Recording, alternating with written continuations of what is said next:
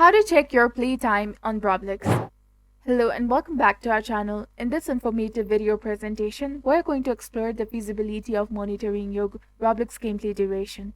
Is it achievable or not? Let's delve into this matter. Typically, upon logging into your Roblox account, whether through the Roblox player or on your computer or the mobile app, navigate to your settings, account information, or the profile. You will observe the absence of your playtime data. Roblox does not officially display your playtime, hence you must resort to external tools for playtime tracking.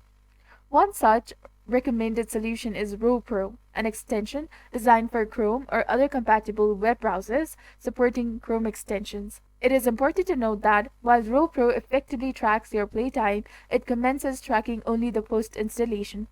Therefore, if you install it following this video, it will initiate tracking from that point onwards.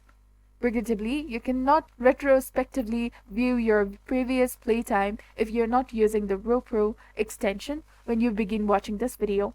Unfortunately, there is no method to access your prior playtime data. However, by installing this extension, you can commence monitoring your gameplay going forward.